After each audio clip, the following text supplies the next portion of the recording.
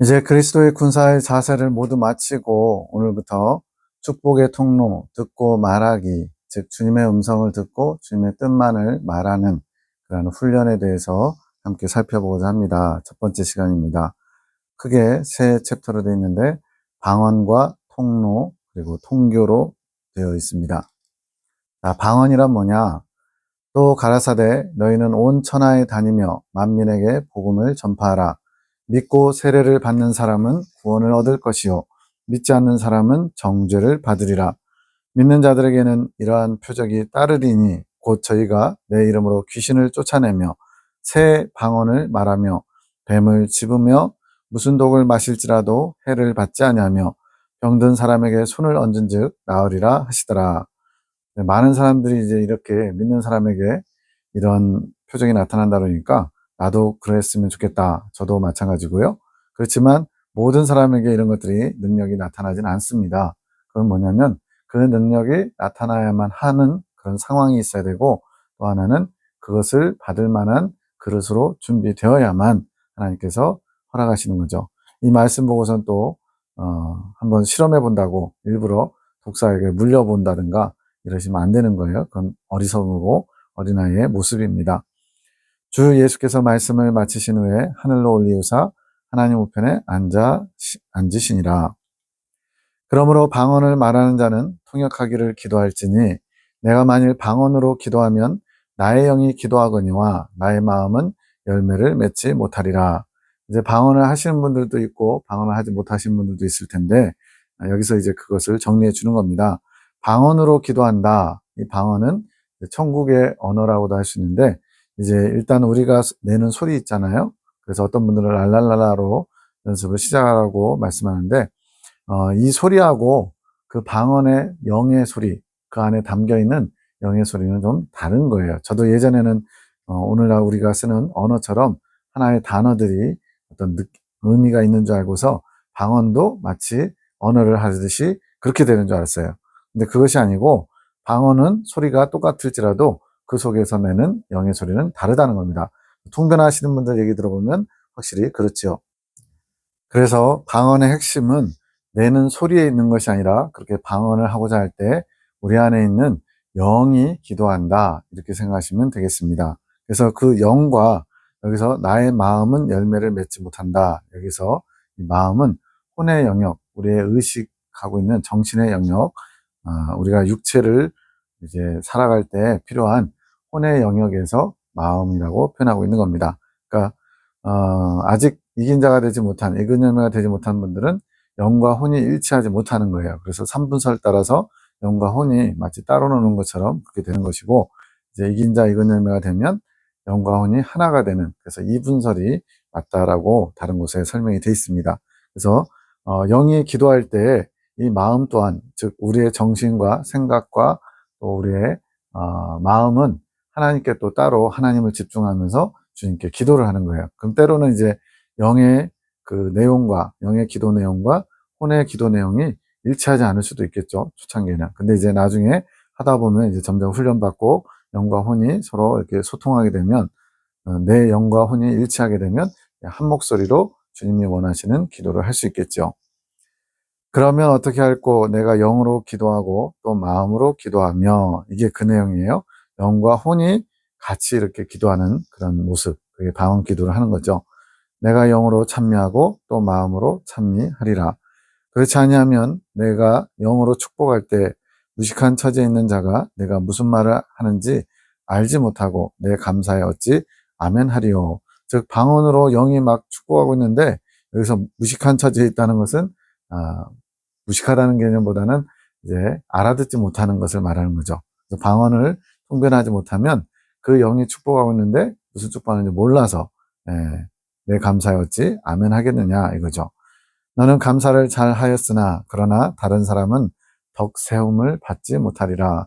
유익한 기도, 예를 들어 대표 기도 같은 거 할 때 유익한 기도, 하나님을 찬양하고 하나님을 높여드리는 그런 감사 기도를 드릴 때 함께 덕을 세워갈 수 있는데 방언으로 하면은 그것을 알지 못할 때는, 통변하지 못할 때는 그 소리를 알아듣지 못하기 때문에 거기에 덕세움을 받지 못한다는 거죠.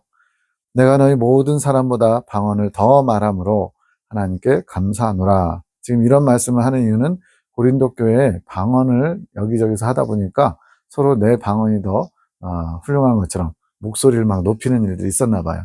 통성기도 한답시고. 그러다 보니까 이제 경쟁 의식 가지고 서로 누가 더 방언을 잘하냐, 뭐 목소리가 크냐 이런 걸로 쌌나 봐요. 그래서 이제 바울이 정리를 한 겁니다. 방언을 내가 너희들보다 더 많이 한다. 더 다양한 풍성한 방언을 한다.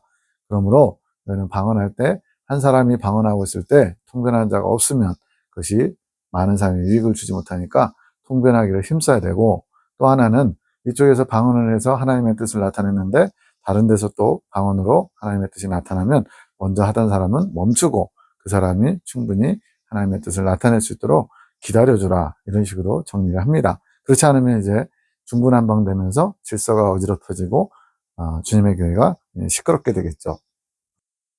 그러나 교회에서 내가 남을 가르치기 위하여 깨달은 마음으로 5마디 말을 하는 것이 1만 마디 방언으로 말하는 것보다 나으니라.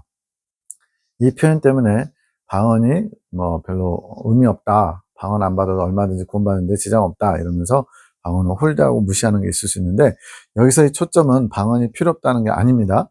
즉 방언을 열심히 하는데 그 방언이 통변이 안 돼서 다른 사람들에게 선한 영향을 끼치지 못한다면, 앞에서 말한 것처럼 덕세움이 되지 못한다면 깨달은 마음으로 5마디, 즉 주님의 말씀을 깨닫고 주님의 뜻을 전달하는 그 5마디 가르침, 교훈이 더 가치 있지 않느냐, 이런 그 부분에서의 초점인 거지, 방언이 필요 없다라든가 방언 없이 얼마든지 우리는 하나님과 사귐이 있을 수 있다, 이런 개념은 아닌 거예요. 형제들아, 지혜에는 아이가 되지 말고 악에는 어린아이가 되라. 지혜에 장성한 사람이 되라. 이러한 모든 것을 지혜롭게 잘 분별하고 질서 있게 하라는 거죠. 너희가 모일 때 각각 찬송시도 있으며 가르치는 말씀도 있으며 계시도 있으며 방언도 있으며 통역함도 있나니 모든 것을 덕을 세우기 위하여 하라. 이 방언 기도를 통해서 다른 사람들에게 덕을 끼치는 그런 일을 하라는 거죠. 자, 이제 묵상의 목표, 우리가 한번 생각해 봐야 될 문제가 뭐냐. 하나님 아버지께서 자녀들에게 방언을 선물로 주신 목적을 알고, 이것을 잘 알아야지 어떤 방언을 유창하게, 거창하게 또는 아름다운, 저도 이제 방언을 여러 가지 들어봤는데 어떤 거는 정말 노래처럼 아름다운 굉장히 듣기 좋은 방언이 있어요. 어떤 거는 되게 저기 방언 맞아 할 정도로 좀 유치해 보이는 뭐 랄랄라 같은 그런 식의 방언도 있고요. 근데 그런 방언 자체에 목적을 두지 말고 그 방언을 주님께서 주신, 허락하신 목적이 뭔지를 바로 아는 게 중요한 거죠. 우리가 그것을 사용하기 원하시는 주님의 마음을 알자. 주님이 방언을 주시는 이유는 무엇인지, 또 그 방언을 통해서 우리가 어떤 유익을 얻을 수 있는지를 바로 알자는 거죠. 생각해 볼 문제, 우리가 방언을 왜 해야 할까? 이 방언은 하나님과 통하는 영의 통로이기 때문에 간단하게 답을 드리는 거예요. 하나님께서 방언을 선물로 주신 목적은 우리가 하나님과 영적인 소통을 통해서 하나님께 더 가까이 나갈 수 있기 때문에, 열어주신 통변을 사용해야 하는 이유는 이러한 영의 기도를 잘 통변해 가지고 하나님 뜻을 바로 알아 다른 사람들을 주님께로 더 가까이 이끌 수 있는 통로, 축복의 통로로 사용될 수 있기 때문에. 21년 3월 16일 하늘군대에 주신 말씀, 방언을 하면 성령께서 우리 영을 이끌어 가신다. 지금 우리 믿는 사람들에게는 믿는 사람의 그 어떤 표적으로 성령님이 다 들어와 계시잖아요. 성령께서 우리의 영을 이끌어 가실 수 있게 방언을 함으로써 우리의 영이 반응을 하는 거죠. 방언은 성령께서 우리에게 임하시는 통로다. 그러니까 우리 혼의 영역에서 인지하지 못하고 있을지라도 방언을 할 때 우리의 영이 성령님과 교통하는 일이 일어난다는 거죠. 이것은 주님의 약속이며 주님이 정하신 규정이다. 즉 주님이 그렇게 원칙을 정하신 거예요. 누구든지 방언 기도를 꾸준히 하면 성령의 이끄심을 받게 된다. 여기서 누구든지 성령의 이끄심을 받게 된다 그랬다. 그래서 방언을 많이 한다고 해서 성령의 이끄심을 잘 받는 건 아니고요. 방언을 통해서 성령의 이끄심을 받을 수 있는 기회 제공이 많아지는 거예요. 그리고 방언 기도할 때 정말로 주님을 주목하고 집중하면서, 어떤 경우는 이제 기도 시간을 1시간 정했다 그러면 방언 기도하면 참 편해요. 그냥 이렇게 랄랄랄라 하면, 뭐 자기 방언을 하면 그냥 편해요. 그런데 그렇게 하면 이제 열매를 맺기 어려운 거예요. 마음으로도 기도하고 영으로도 기도하고, 그리고 이것이 훈련을 통해서 점점 영과 혼의 그 기도가 일치를 이루어야만 이제 주님의 뜻을 이룰 수 있게 되는 거죠. 통변 또한 구하고 때가 되면 열리게 된다. 개개인에게 따라 또 믿음에 따라 확장되기도 하며 그렇지 못하기도 한다. 주여, 통변에 대해서 더 말씀해 주소서. 통변은 귀한 것이다. 하늘의 비밀들을 캐내는 도구가 된다. 즉 방언을 통해서 그 방언에 주님의 뜻이 들어있는데 그것을 해석하는 것이 이제 통변이잖아요. 그것을 통해서 하나님의 깊은 것을 알아갈 수 있다는 거예요. 나의 음성, 나의 뜻, 위로 등 모든 것을 얻을 수 있다. 통변을 통해서 주님의 마음을 더 알아갈 수 있다는 거죠. 은사는 개발되는 것이고 내가 나를 사랑하고 원하는 자들에게 주는 선물이다. 은사는 성령의 나타나심인데 이 성령의 나타나심 자체가 우리에게 주신 선물이죠. 가볍게 여기지 말아라. 내가 너희에게 영적 부하들을 나눠준다고 하지 않더냐. 주님은 당신을 귀하게 여기는 사람들을 귀하게 보시고요. 또 주님이 주신 선물들을 귀하게 받는 사람들에게 더 귀한 것을 주길 원하세요. 꾸준히 기도하여라. 믿음으로 멈추지 말고 개발하여라. 더 열리기 원하며 구하고 기도하란 뜻이니라. 저도 여기 하늘군대 예레미야 기도원의 말씀을 받기 전에 방언은 고등학교 때인가 한 89년, 90년쯤에 받았어요. 그런데 방언을 해도 뭐가 뭔지 잘 모르겠고 인식이 안 되니까 아주 어쩌다가 필요할 때는 하지만 거의 한 30년을 방언을 잘 안 했던 것 같아요. 그래가지고 저하고 이제 30년 가까이 이렇게 알고 지낸 전사님이 제가 방언하는 걸 처음 들었대요. 네. 그동안 꾸준히 계속 교제하고 있었음에도 방언하는 것을 처음 들었다 할 정도로 몇 년 전에 그렇게 말씀하시더라고요. 방언을 받았지만 쓰지 않은 거예요. 필요성도 잘 모르겠고 방언 없이도 신앙생활하는데 지장이 없다고 생각했기 때문에. 근데 여기서는 방언을 하는 것을 또 은사를 주신 것을 귀하게 여기고 개발하라고 주님 말씀합니다. 꾸준히 기도하여라. 믿음으로 멈추지 말고 개발하여라. 더 열리기 원하며 구하고 기도하라는 뜻이니라. 이것이 나와 직접 만나고 교제할 수 있는 가장 빠른 통로니라. 결국 신앙생활의 목적, 우리가 이런 모든 신앙생활을 하는 이유가 뭐냐면 주님과 하나됨이고 주님과 일치, 연합을 이루는데 신앙의 최종 목표가 있거든요. 이것을 위해서 여러 가지 주신 은사들이나 방언들을 믿음으로 받고 계속 개발하라고 말씀합니다. 내가 너에게 주기를 약속했고 원하기 때문에 허락했고 이건 이제 우리가 원해야 되죠. 너희 것이 되게 하려고 내가 훈련하게 했던 것이라. 믿음으로 담대히 하여라. 내가 함께 할 것이라. 내가 너희를 지킬 것이니 두려워하지 말고 염려하지 말고 더 열심히 사용하기 힘써라. 내가 축복하노라. 여러 가지 은사를 받는다든가 또는 방언 통변할 때 이게 하나님 주신 게 맞나라는 의구심이 생길 수밖에 없어요. 익숙하지도 않고 또 잘 모르니까. 그렇지만 내가 너희를 지킬 테니까 그런 건 염려하지 말고 열심히 사용하라고 말씀하시는 거예요. 21년 3월 19일 하늘군대에게 때가 되면 너희들에게도 통교를 허락할 것이다. 통교가 되어야 오감이 열리게 된다. 그래서 지금 이 당시에 하늘군대에 방언훈련을 시키시고요. 또 서로 통변하는 훈련을 시키셨어요. 뒤에 가면 이제 실제적으로 어떻게 했는지 나옵니다. 조급해하지 말고 소망을 가져라. 너희 앞에 내가 송 원장님을 표본으로 세웠다. 너희 모두가 그 뒤를 따라갈 것이다. 낙심하지 마라. 모든 걸 예비했으니 기쁨을 가져라. 나의 일에 충성할수록 내가 더 열어주게 되는 것이라. 그렇죠. 주님의 일을 열심히 감당하는 사람에게 하나 많던 자가 하나를 잘 남기면 두 개를 주고 싶으신 게 주님의 마음이에요. 작은 일에 충성하는 자에게 큰 일을 맡기는 나의 원리다. 너희가 어찌 큰 일에 충성할 수 있겠느냐.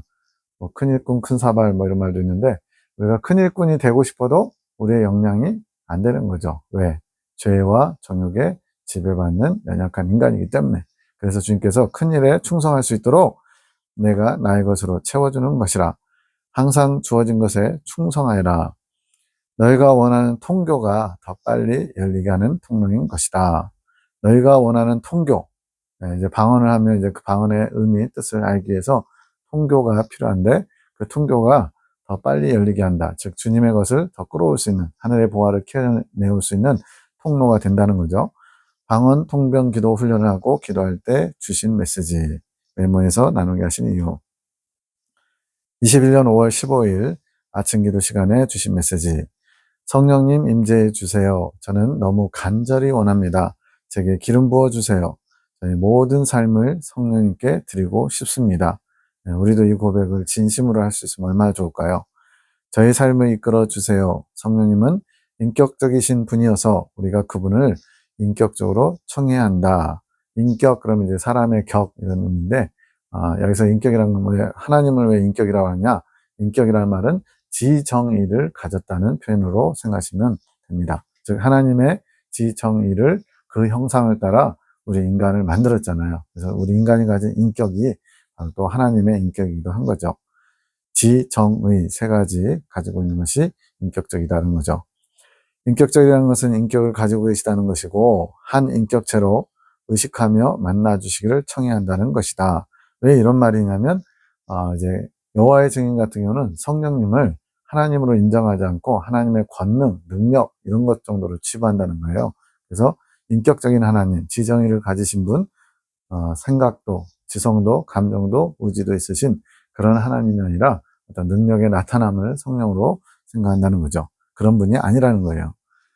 성령님의 인격적 존재를 의식하며 계속적으로 그분을 의지하고 나아갈 때 너희 삶을 이끌어 가시고 당신의 인격도 이 모양 저 모양으로 나타내시며 알리시는 것이다. 삼위일체 하나님이란 표현에 아주 깊은 신앙적 의미가 있지만 간단하게 말하면 결국 성부 하나님도 하나님이시고 성자 하나님도 하나님이시고 성령 하나님도 하나님이시라는 거. 성령님이 어떤 권능이나 어떤 또 피조물과 같은 그런 어떤 만들어진 존재가 아니라는 거, 하나님이시라는 그 의미가 가장 핵심에 있는 것 같아요.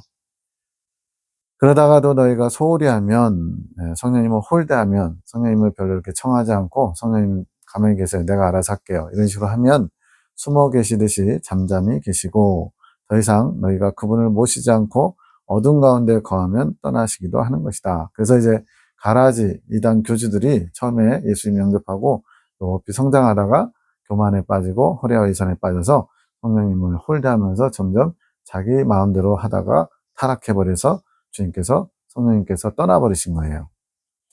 육적인 너희가 영의 일들을 배워나가고 기도로 취해갈 수 있도록 도우시는 분이 성령이시다. 왜 여기서 육적인 너희라는 표현을 썼냐면 영의 작용, 영계에서 일어나는 또 하나님이 영이신데 영이신 하나님이 일하시는 것을 우리 육의 관점, 혼의 영역에서는 인식할 수도 없고 알 수도 없는 거예요. 그러다 보니까 이런 영과 육을 연결하는 연결고리가 필요한 거예요. 영의 세계에서 일하는 것들을 알려주시는 존재가 바로 성령이시라는 거죠. 그 성령님이 우리 안에 들어오셔서 영의 것을 알려주시고 이끌어 가시는 거예요. 성령께서는 너희의 영적인 모든 것을 가르치시며 인도하시고 보호하시는 분이다. 중언부언의 육적인 기도로는 성령께서 임재하시기 어렵다. 그래서 중언부언의 육적인 기도라는 것은 우리가 혼의 영역에서 성령의 이끄심 받지 않고 내가 필요한 기도, 내가 원하는 기도, 내가 하려고 하는 기도, 하나님은 이렇게 하기를 원하실 거야 라고 내가 단정 짓고 내 마음대로 하는 기도, 이런 것들이 중언부언의 육적인 기도라고 말씀하는 거예요. 즉 성령과 상관없이 내 혼이 하는 기도, 이걸 말하는 겁니다. 너희는 그분을 청하는 마음을 아뢰고 그분을 기다리며 기도해야 된다. 성령님께서 내 기도를 이끌어 가시도록, 내가 영의 기도를 할 수 있도록 성령님이 이끌어 주시기를 청하고 기다려야 된다는 거예요. 그냥 청하자마자 성령님이 마치 비서처럼 대기하고 있다가 Yes sir 하면서 다가와서 이끌어 가시지 않고 성령님께서 때로는 우리의 진정성을 보시는 것도 있다는 거죠. 기도 역시 나의 뜻을 구하고 나의 뜻을 기다려야 하는 것이다. 그래서 기다린다는 의미 잘 묵상해 봐야 될 것 같아요. 너희가 너희의 뜻을 가지고 기도할 때 나의 뜻과 일치되는 것들이 응답되어 가는 것이다. 너희의 뜻, 즉 우리가 혼의 영역에서, 정신적인 영역에서 필요한 것을 구하는 또는 해야 된다라고 생각하는 기도들, 뭐 가족을 위한 기도도 될 수 있고 교회를 위한 기도도 될 수 있고 자신의 어떤 것을 위한 기도도 될 수 있죠. 근데 그것이 주님의 뜻과 일치되는 것들만 응답된다는 거예요. 물론 이제 이단 교주들이나 이런 사람들, 자기 정욕에 넘어간 사람들은 마귀가 이제 역사에서 응답하는 것처럼 할 때도 있지만 우리가 정말로 하나님을 잘 섬기는 사람들이라면 우리의 뜻이 주님의 뜻과 일치할 때 그 스파크가 일어나서 그때 역사가 일어난다는 얘기죠. 그러니까 주님의 뜻을 알고 구하는 것과 주님의 뜻을 알지 못하고 이럴 거야 막연하게 추측하면서 기도하는 것은 응답에도 또 능력에도 차이가 있는 거죠.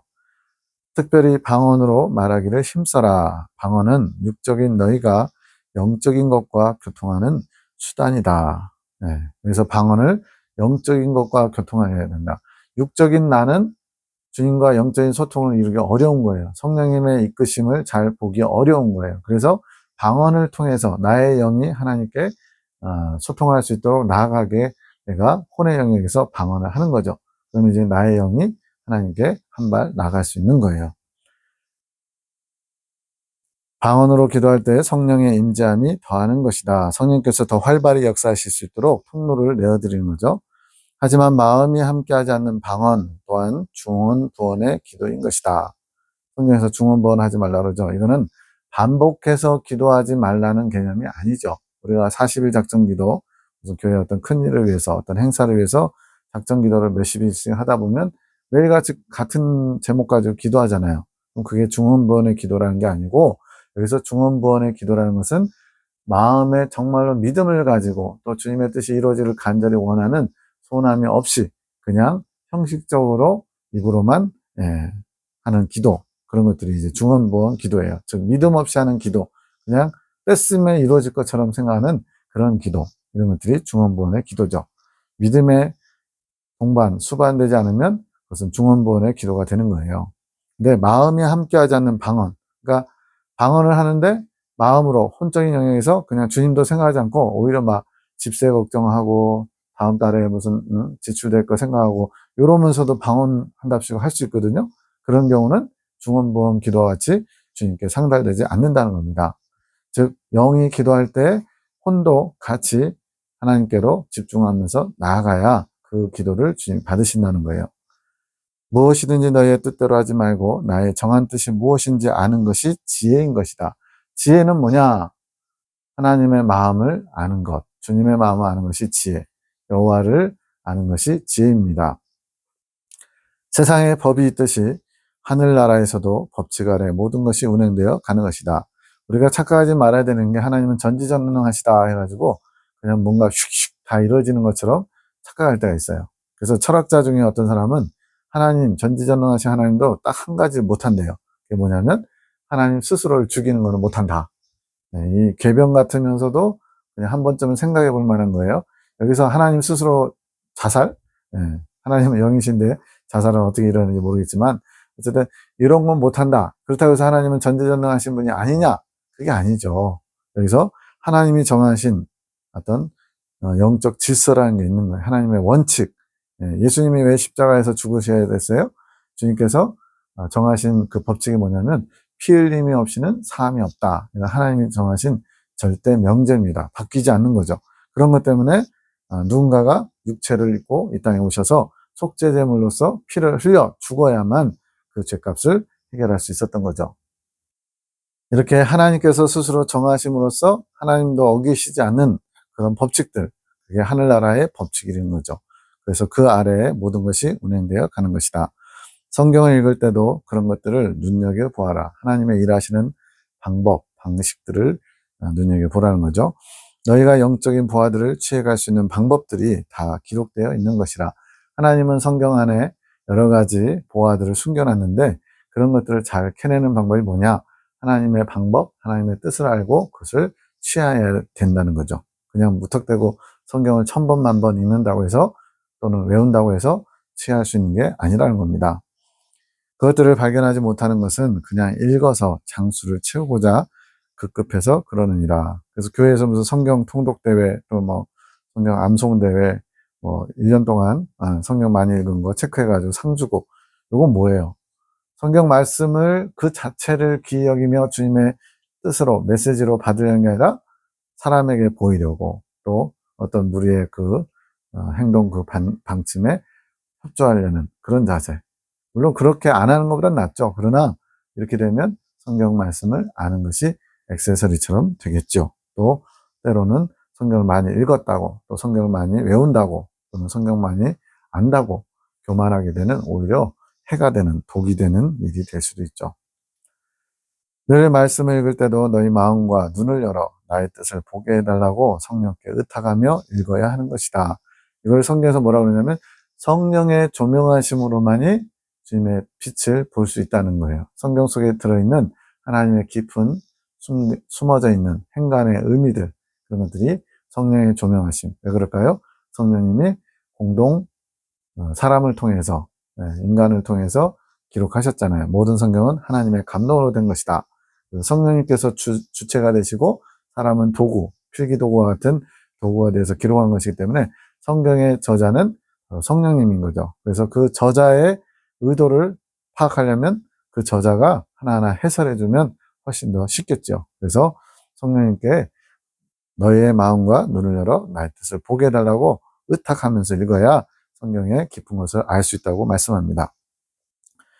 그래야 너희에게 유익이 있는 것이다. 그렇지 않으면 지식 쌓는 것에만 머물고 마는 것이다. 이 지식이 나중에는 사상이 되어가지고요. 분명히 하나님 말씀인데 그 말씀이 주님께 나아가는데 걸림돌, 방해, 해방이 되는 경우도 많이 있더라고요. 또 교만하게 되는 그런 또 밑거름이 되기도 하고요. 자, 성령의 임재, 이것은 성령님께서 내 안에 오셔서 거하실 수 있도록 잠시 자리를 내드린 게 임재예요. 그리고 이 임재가 계속되면, 즉 우리가 영적으로 깨어 있어서 성령님을 계속 구하며 성령님과 동행하는 것이 동행, 계속되는 거죠. 즉 점이 선이 되는 것과 같은 거죠. 그리고 이 동행에서 더 나아가면 성령님과 이제 교통하는 통교, 성령님의 마음을 알고 우리의 마음을 성령님께서 또 받으시고 이러면서 통교가 이루어지는 소통하는 것이 된다는 거죠. 이것을 또 다른 표현으로 주님과의 사귐이 있은 다음에 교제, 청년들이 이제 결혼에 들어가는 과정을 보면 어느 정도 교제하는 기간이 있죠. 그러다가 이제 이 사람은 뭐 같이 결혼할 만한 사람이다라고 어느 정도 서로 인정이 되면 약혼을 하게 되고 이 약속을 따라서 때가 되면 결혼까지 나가는 것과 같다. 즉 하나님과 우리 인간 사이의 사귐도 바로 이와 같은 과정을 거친다는 거예요. 주님과 영성 결혼을 하기 위해서, 즉 신인 합일의 경지에 들어가기 위해서는 이러한 과정들이 꼭 필요하다는 겁니다. 위와 같은 관계로 발전되어 가는 것. 자, 교제란 주님과 마음을 주고받는 것인데 성령님의 교통하심 속에 성령님께서 마치 뭐 그 주체이시기도 하지만 때로는 성부 하나님과 또 성자 예수님과 소통할 수 있도록 우리 안에 들어오셔서 임마누엘의 하나님으로서 성령님께서 중재자 역할을 해주시는 거예요. 그래가지고 같이 이렇게 더불어 하나님께 나아가는 것처럼 이러한 성령의 교통하심 속에 이루어지는 것.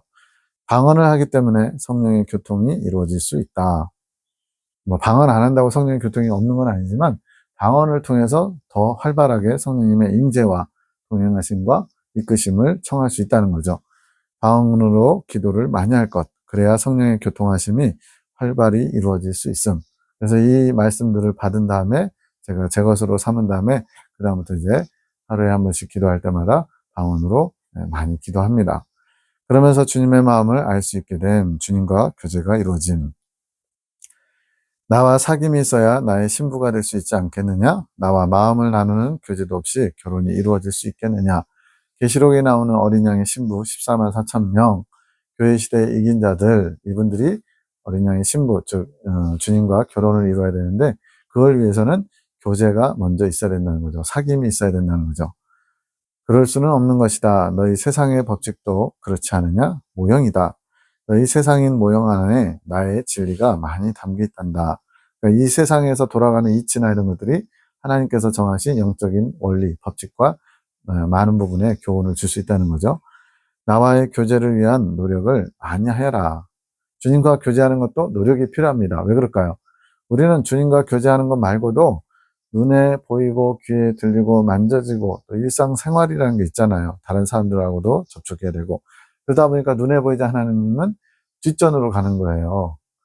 조금 여유가 생기면 뭐 안 바쁘면 이럴 때 또 수시로 주님을 의식하는 게 아니라 그냥 필요에 의해서. 그래서 이런 얘기도 있잖아요. 일주일 동안 6일 동안 내 마음대로 살다가 주일 되면 성경책에 먼지 좀 쌓인 거 툭툭 털어가지고 교회 가서 그때 예배드리는 1시간만 주님과 교제하는 사람, 그런 사람들 있죠. 썬데이 크리스찬이라고 하죠. 이런 것처럼 주님과 일상에서 교제하지 않으면 결코 주님과의 하나됨, 영성 결혼을 이룰 수는 없다는 거죠. 꿈깨라는 거죠. 나눔하는 것을 부담스러워하지 말아라. 이제 매일 저녁 2시간씩 모여가지고 주님이 주신 말씀들 가지고 묵상하면서 서로 나눔을 하거든요. 그럼 그러다 보면 말씀이 때로는 어렵기도 해요. 때로는 또 불편하기도 해요. 거북스럽고 받아들이기 싫은 것도 있어요. 그러다 보면 그 나눔이 굉장히 부담스럽죠. 근데 주님은 그것이 좋은 통로가 된다는 거예요. 그것을 통해 너의 마음이 새로워지고 있다. 자기를 들여다보게 되고 주님의 뜻을 다시 한번 발견하게 되고 또 다른 사람의 나눔을 통해서 내가 미처 깨닫지 못한 것을 또 알게 되고 더 풍성하게 되는 거죠. 내가 가장 좋은 길로 이끌고 있습니다. 지금 이거를 2020년부터 지금 25년 이때까지 계속 5년 동안, 6년 동안 계속 하고 있는 거예요. 모든 것을 나의 선물로 받으며 감사하여라. 20년 12월 3일 박 집사님, 견고한 진을 깨뜨려 주심을 감사합니다. 빛이 임할지어다. 아마 이제 송 원장님이 박 집사님 위해서 기도하는데 아마 박 집사님에게 있는 어떤 깨뜨려야 되는 틀이 있는 것 같아요. 빛이 더 깊이 갈 수 있게 마음을 더 열어라.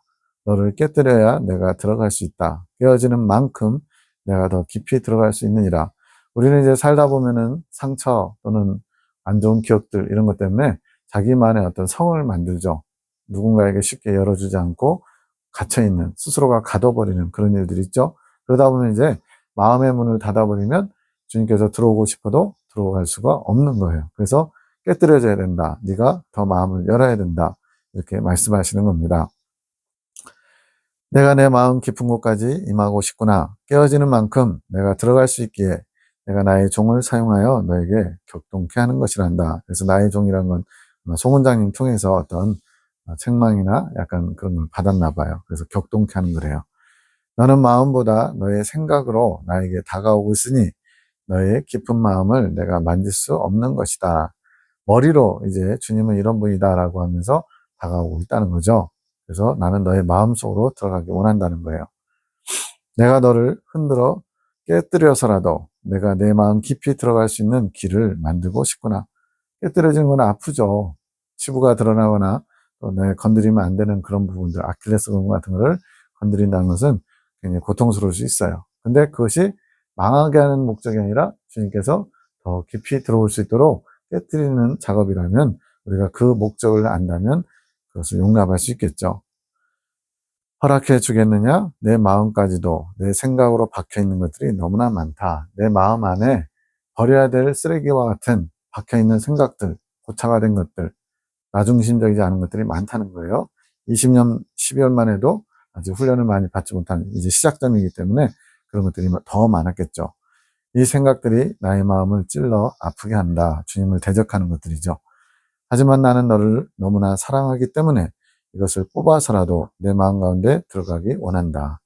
예, 주님께서 사랑하기 때문에 이러한 작업을 하신다는 거예요. 이 치유는 영혼의 치유, 마음의 치유. 이 치유는 길고 너를 아프게 할 것이다. 하지만 그 후에는 나와 깊은 교제를 나누게 할 것이다. 깊은 교제, 예수님과 깊은 교제, 예수님과 하나됨을 위한 것이니 내가 이것을 용납하길 바란다 이거죠.